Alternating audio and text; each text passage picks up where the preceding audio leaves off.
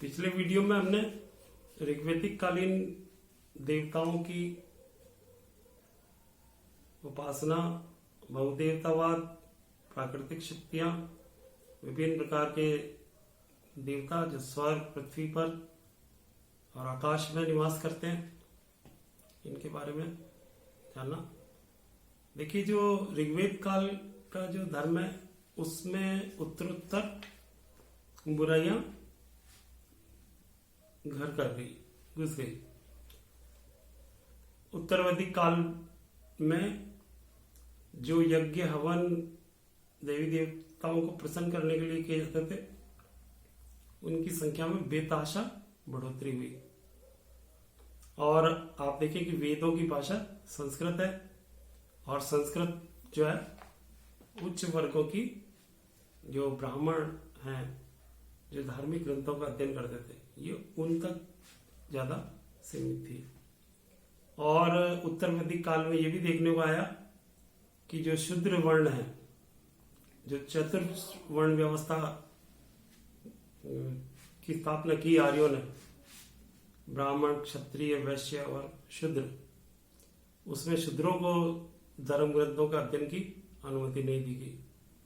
शूद्रों को वेद अध्ययन की अनुमति नहीं दी गई। उनके मंदिर प्रवेश वर्जित कर दिए गए। उनके यहाँ धार्मिक अनुष्ठान करवाने के लिए ब्राह्मण जाने नहीं लगे। जाति व्यवस्था क्लिष्ट हो गई। बहुदेवतावाद और कर्मकांड इतना ज्यादा बढ़ गया कि ब्राह्मणों का सर्वत्र उनका महत्व हो गया और वो कुलीन वर्ग की कैटेगरी में आ गए। और धर्म का जो शुद्ध रूप था वो उत्तर वैदिक काल में विखंडित हो गया। इतना ज्यादा कर्मकांड और बहुदेवतावाद हुआ कि खुद आर्यों में ही इसके प्रति अरुचि उत्पन्न होने लग गई। इस धर्म में बहुत सी बुराइयां देखने को आई, जहां पर पशुओं की बलियां दी जा रही है देवताओं को खुश करने के लिए, शक्ति प्राप्त करने के लिए। ब्राह्मण जो है मांस का भक्षण कर रहे हैं और शराब पी रहे हैं, सोम रस का पान किया जा रहा है। तो इस तरह की बुराइयां आने से वैदिक धर्म में भी सुधार की गुंजाइश बन गई, क्योंकि इसमें जो इतना क्लिष्ट ये धर्म हो गया कि इसकी पालन करना इतना आसान नहीं है और हर व्यक्ति के लिए सब कुछ उपलब्ध नहीं है। धर्म के द्वार सबके लिए खुले हुए नहीं है। भेदभाव जो है ये धर्म में देखने को आया। तो बहुदेवतावाद, कर्मकांड, यज्ञ, हवन, इनसे धर्म की क्लिष्टता, एक तरह से डिफिकल्ट रिलीजन जिसको कहा जाए, वो वैदिक धर्म होने लगा। तो उत्तर वैदिक काल में जाते जाते आखिर में एक ग्रंथ लिखे गए जिनको हम उपनिषद कहते हैं। उपनिषद का अर्थ है उप प्लस निषद, यानी किसी के पास बैठकर ज्ञान प्राप्त करना। ये संख्या में 9 थे उपनिषद, और ऐसा माना जाता है कि ये 7वीं शताब्दी के लगभग भारत में लिखे गए। और बाद में जो है, तो आप देखिए कि वैदिक साहित्य 2500 ईस्वी पूर्व से शुरू हुआ और 700 ईस्वी तक वैदिक साहित्य का सृजन हो रहा था। तो लगभग 3000 से भी अधिक साल वैदिक साहित्य को लिखने में लग गए। उसमें जो लास्ट में जो ग्रंथ आया वो उपनिषद, या जिनको साधारण शब्दों में वेदांत भी कहा जाता है। अब वैदिक साहित्य बहुत विस्तृत वांग्मय है। उसमें जो अंतिम है वो वेदांत है, मतलब वेदों का अंत है। तो जब हम वेदांत का अध्ययन करते हैं तो देखते हैं कि वहां फिर एक बार जो है धर्म का शुद्ध रूप वापस उसमें लाया गया। उनको खुद को ये लगा कि ये धर्म जो है अपने मार्ग से भटक गया है। तो उपनिषदों का जो शिक्षाएं हैं, जो सार निकलता है, उसमें कुछ बिंदु है जिसमें सबसे प्रमुख तो यह है कि उपनिषद जो है एकेश्वरवाद की ओर संकेत कर रहे हैं। जैसे ऋग्वेद में भी ये कहा गया है, ऐसा नहीं है कि बहुदेवतावाद होते हुए भी एक परम सत्ता की कल्पना ऋग्वेद में भी की गई और बाद के वेदों में भी की गई। जैसे ऋग्वेद में एक श्लोक में यह आया था, एकम सद्विप्रा बहुधा वदंती, एक ही सत्य को लोग अनेक प्रकार से बोलते हैं। तो इसका अर्थ ये था कि वो संकेत कर रहे हैं उस और कि चाहे कितने भी देवी देवता हो जाए, लेकिन एक पर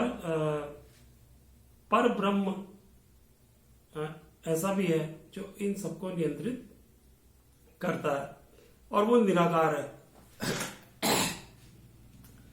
तो आप देखें कि एकेश्वरवाद की भावनाएं ऋग्वेदिक काल में भी थी, लेकिन वो इतनी लोकप्रिय नहीं हुई। उस पर चिंतन जरूर हुआ।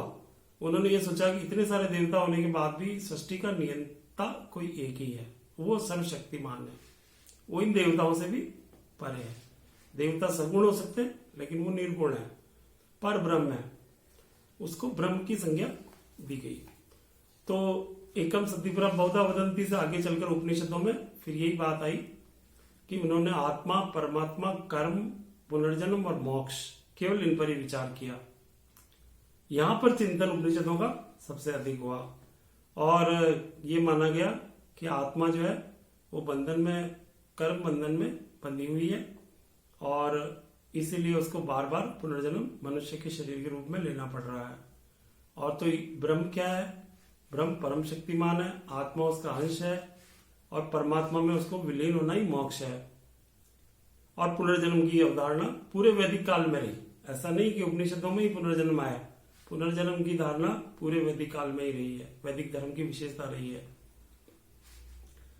और वो इनमें और पूरे हिंदू फिलॉसफी में, केवल वैदिक धर्म में नहीं, आज तक भी उस बात को, वेदों को बहुत बरस, कई सैकड़ों सालों के बाद भी पुनर्जन्म में अवधारणा आज भी बनी हुई है। तो मूल कॉन्सेप्ट वही है, उसमें थोड़ा बहुत परिवर्तन होता गया, लेकिन उपनिषद जो है वो तात्विक रूप से शुद्ध है। उसमें किसी प्रकार की कर्मकांड नहीं है, उसमें किसी देवताओं का उल्लेख नहीं है, केवल धार्मिक डिस्कशन है। और इन्हीं उपनिषदों की वेदांत की भावनाओं पर आगे चलकर आदि शंकराचार्य हुए 8वीं शताब्दी में, जिन्होंने इन पर भाष्य लिखी और अहम ब्रह्मास्मि तत्वमसि सर्व खल्विद ब्रह्म, मैं ब्रह्म हूं, तुम ब्रह्म हो, जो कुछ भी दिख रहा है वो ब्रह्म है, ईश्वर की माया है। तो जो मायावाद का सिद्धांत है शंकर का, वो भी उपनिषदों से ही लिया हुआ है। तो धर्म का शुद्ध रूप उसमें हमारे को देखने को मिलता है। और उसमें एक ईश्वरवाद पर बल है, जो परम शक्ति है वो निर्गुण है, उसका कोई गुण नहीं है और वही इस सृष्टि का नियंत्रक है। तो ये कुछ मूल बातें उन उपनिषदों में आई थी, जो गुरु शिष्य के संवाद के रूप में हमारे को वैदिक साहित्य में देखने को मिलती है। इसके अलावा वैदिक साहित्य के कुछ और पार्ट भी हैं, जैसे कुछ इंपॉर्टेंट पार्ट्स में जो महाकाव्य हैं वो भी वैदिक काल की ही रचनाएं मानी जाती है। अब महाकाव्य में भगवत गीता है और महाभारत है, महाभारत है और रामायण है। तो महाभारत का एक अध्याय गीता भी है। तो महाभारत तो पूरा का पूरा एक ग्रंथ है जिसमें ये लिखा गया है कि किस प्रकार से कौरव और पांडवों में संघर्ष हुआ, लेकिन उसके जो 16वें अध्याय में जो भगवत गीता है वो उसके फिलोसफिकल एस्पेक्ट्स को बताता है कि महाकाव्य में जो श्री कृष्ण और अर्जुन के संवाद के रूप में जो बताया गया है वो कर्म, पुनर्जन्म, मोक्ष और कर्म फल, ज्ञान योग, भक्ति योग और कर्म योग, इन 3 योग पर जोर उसमें दिया गया है। यदि आप इसको समझेंगे तो ये एक प्रवृत्ति मार्गी ग्रंथ है, जिसमें पलायनवाद का खंडन किया गया है और कर्म करने पर बल दिया गया है कि वही उसका जो कर्तव्य पालन है मनुष्य का, वही उसका कर्म है और वो खुद कुछ नहीं करता, उसको ईश्वर ही कराता है। न्याय अन्याय या हिंसा अहिंसा इसकी ओर ना देखा जाए, बल्कि ये देखा जाए कि व्यक्ति अपना कर्म कर रहा है, वो न्याय उचित है और उसका फल ईश्वरी के हाथ में है और वो ज्यादा इस बारे में सोचे बिना कर्म करता रहे तो सृष्टि आगे बढ़ती रहेगी, यही विकास है। तो गीता इस और संकेत करती है, प्रवृत्ति मार्ग है। तो ये महाकाव्य भी उस दौर में लिखा गया और रामायण जो है वो महाभारत से भी पहले की रचना है और उसमें किस प्रकार से भगवान राम के चरित्र को उसमें दिखाया गया है कि कितना आदर्शवादी उनका चरित्र है, और राम और रावण का जो संघर्ष है वो अच्छाई और बुराई का संघर्ष है, और किस प्रकार जो है बुराई हार जाती है और अच्छाई जीत जाती है, ये रामायण का सार है। तो इसमें भगवान राम जो है अच्छा, दोनों ही ग्रंथों में अवतारवाद है। आप देखिए कि ये भी वैदिक साहित्यिक वैदिक धर्म की एक विशेषता है कि हमने देवताओं को मनुष्य के रूप में अवतार लेते हुए उसमें दर्शाया। ये किसी दूसरे धर्म में देखने को नहीं मिलता है, हमारे यही है। जैसे भगवान विष्णु के ही अवतार है, भगवान राम को भगवान विष्णु का अवतार बताया गया, तो भगवान श्री कृष्ण को भी विष्णु का ही अवतार बताया गया। तो ऐसा गीता में लिखा है, यदा यदा ही धर्मस्य ग्लानिर्भवति भारते अभ्युत्थानम तद धर्मस्य सृजाम्यहम्। तो जब भी धर्म की ग्लानि होती है तो मैं मनुष्य के रूप में सृजन लेता हूं और मैं इस धरती पर आता हूं और पापों का विनाश करता हूं। ये उसका कॉन्सेप्ट है अवतारवाद का, कि अवतार तब लिए गए, और अब जब हम क्वेश्चन करते हैं कि भाई अब क्यों नहीं अवतार हो रहे हैं, तो ये कहा जाता है कि ये कलयुग है इसलिए इसमें अवतार नहीं है। तो इन जो महाकाव्य है, आप शब्द पर गौर करें, ये महाकाव्य हैं, कविताएं हैं, संस्कृत भाषा में लिखी हुई। वाल्मीकि ने रामायण लिखा और वेद व्यास ने महाभारत लिखा। ये दोनों ही बहुत बड़े काव्य हैं जो संस्कृत भाषा में लिखे गए थे। बाद में तुलसीदास हुए और उन्होंने वाल्मीकि की रामायण को अवधी भाषा में लिख के रामचरितमानस के रूप में लिख के भगवान राम की भक्ति को और अधिक उन्होंने प्रचारित किया, जो मध्यकाल में हुए थे। तो वो ज्यादा लोकप्रिय हो गया। रामायण कम पढ़ी जाती है संस्कृत भाषा में, उसको समझने में दिक्कत आती है, इसलिए तुलसी की रामचरितमानस को सभी लोग पढ़ लेते। वो मूलतः उसमें कोई बहुत ज्यादा अंतर नहीं है। उन्होंने सरल भाषा में भगवान राम की महिमा स्थापित की, उनकी भक्ति की बात वो करते हैं, जैसा कि हमने टीवी सीरियल्स में पुस्तकों में हम पढ़ते हैं। बहुत लोकप्रिय है दोनों ही ग्रंथ। तो ये भी वैदिक साहित्य का ही एक हिस्सा है। तो आप देखिए कि वैदिक धर्म में बहुत ही अलग अलग तरह की, एक वैदिक धर्म कभी भी एक सा नहीं रहा। ऋग्वेद में कुछ और है, उत्तर वैदिक काल में कुछ और है, उपनिषद में वो एकेश्वरवाद की तरफ जा रहा है, निर्गुण उपासना की तरफ जा रहा है, आत्मा परमात्मा और मोक्ष का चिंतन कर रहा है, और महाकाव्यों में वो अवतारवाद की ओर जा रहा है। तो ये विभिन्न विभिन्न इसके चरण है, स्वरूप है। और ये बड़ी मतलब साधारण शब्दों में आप यूं कहें तो धर्म चाहे वैदिक हो चाहे कोई और हो, वो कभी भी स्टैटिक नहीं रहा। स्टैटिक मतलब स्थिर नहीं है कि जो कह दिया गया वो फाइनल है। ऐसा नहीं है कि उन्होंने कह दिया वही फाइनल है। धार्मिक चिंतन वैदिक काल में या प्राचीन भारत में हमेशा स्वतंत्र रहा है। वो कभी किसी का बंधक नहीं रहा। कभी उनको लगा कि धर्म पर ब्राह्मणों का आधिपत्य हो गया तो जैन धर्म और बौद्ध धर्म उसका विरोध करने के लिए उठ खड़े हुए, जैसा कि हम अगले वीडियो में उनको पढ़ेंगे।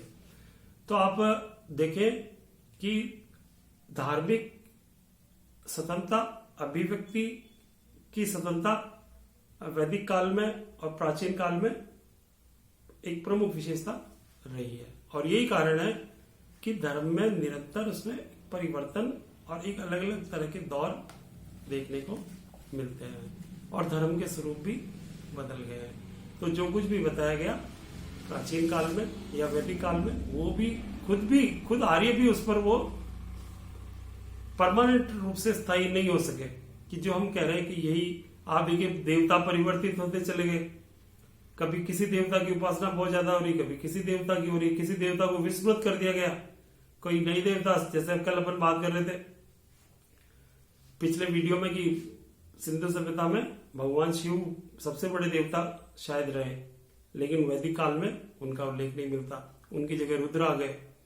तो परिवर्तनशील है, देवताओं की उपासना परिवर्तनशील है, उपासना पद्धतियां परिवर्तनशील है, उनके विचार परिवर्तनशील है। कभी वो बहुदेवतावाद की तरफ चले जाते हैं, कभी एकेश्वरवाद की तरफ चले जाते हैं, कभी प्रवृत्ति मार्ग की तरफ चले जाते हैं, कभी धर्म के माध्यम से ये सिखाया जा रहा है कि हिंसा भी वाजिब है, यदि कोई अन्याय करता है तो उसका वध किया जाना चाहिए, उसे पराजित किया जाना चाहिए।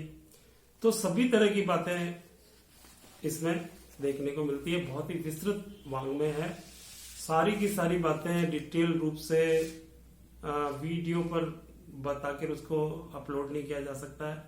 मैं आपको कुछ बुक्स सजेस्ट करता हूँ, करूँगा आपको, मैं व्हाट्सएप के ग्रुप में मैं आपको डाल दूंगा कि कहाँ से प्रकाशित है और आपको खरीद लेनी चाहिए। अभी राज्य सरकार का अभी कुछ भी तय नहीं है कि कब कॉलेजें खोली जाए और कितना कोर्स या सिलेबस वो लोग कम करेंगे, सिलेबस कम करेंगे या क्वेश्चन पेपर को शॉर्ट करेंगे। ऐसा कहा जा रहा है कि सिलेबस को कम किया जाएगा क्योंकि पूरा वर्ष ही लगभग बीतने को आया, पढ़ाई बहुत ही कम हुई। तो लेकिन जो भी निर्देश वो हमारे पास नहीं है, जो ऊपर से जो भी निर्देश आएंगे मैं आपको तक पहुंचा दूंगा। लेकिन पुस्तकें मैं आपको सजेस्ट करूंगा तो प्रत्येक पेपर की कम से कम एक पुस्तक आप खरीद लें, तो आप स्वाध्याय करें। क्योंकि अब आप देखिए कॉलेज यूनिवर्सिटी में आप आ चुके हैं, तो वो स्कूल शिक्षा में जो लाइन टू लाइन पढ़ाया जाता है पाठ्य पुस्तकों में, वैसी पढ़ाई कॉलेजों में संभव भी नहीं है, उतना समय मिलता ही नहीं है। तो आपको अधिकांश समय अपने खुद के स्टडी पर जोर देना चाहिए। और जो जो आप बड़े होंगे तो आप देखेंगे कि जितना क्लास में पढ़ाया जा रहा है उससे अधिक से अधिक पुस्तकें पढ़कर आप और अधिक उसको एनहेंस कर सकते हैं, उस नॉलेज को बढ़ाएंगे।